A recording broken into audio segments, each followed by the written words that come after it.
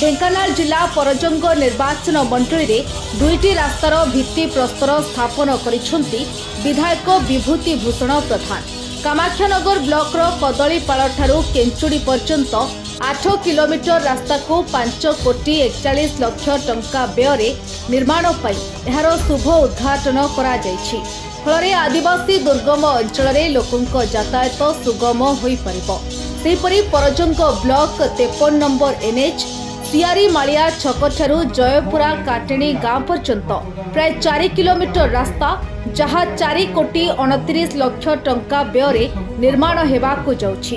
एहा द्वारा रास्ता संप्रसारण हेबा संगे संगे ड्रेनेज व्यवस्थार सुविधा होई परिबो।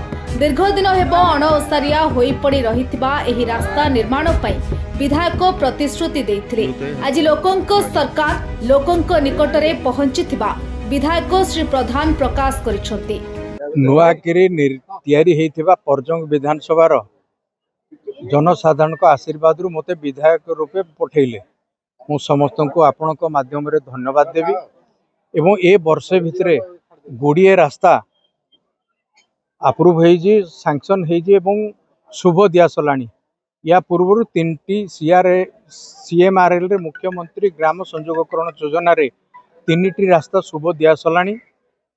आज ये है चतुर्थ रास्ता जोड़ा कि प्रशस्तीकरण ये गोटे प्रधानमंत्री ग्राम सड़क योजना रे अंतर्भुक्त होता विगत दिन रे वाजपेयी अमल रे एनएच ठारू जयपुरा काटिनी पर्यंत रास्ता एवं एटा को ये रास्ता टिके शोचनीय अवस्था को जाइथिला।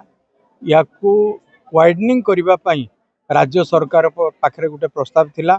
आज 4.5 कोटी टंका सैंक्शन होइथिबा कारणरू आज शुभ दिया गला एवं ये रास्ता जिते जल्दी हम गोटे वर्ष भितर पूर्णांग हम मु निश्चित भाव में आज दाबी करी जे ए गाँ ए अंचलर विकास पई ये निश्चित भाव में उपयोगितार आसीबो।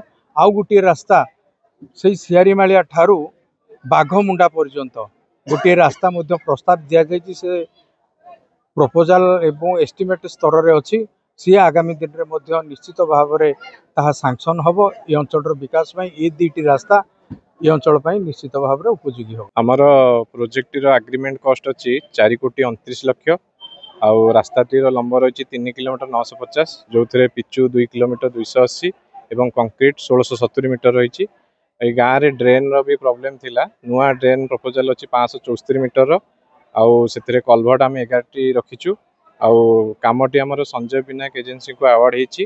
आउ प्रोजेक्टर एग्रीमेंट आज डेट रे 19/7/2025 एवं कामटी 18 अप्रैल 2026 सुधा सरी। ढेंकानाल कामाख्यानगर रु प्रताप कुमार साहू रिपोर्ट आरंभ। अधिक खबर पाई आम फेसबुक पेज को लाइक फॉलो एवं यूट्यूब चैनल को सब्सक्राइब करंतु।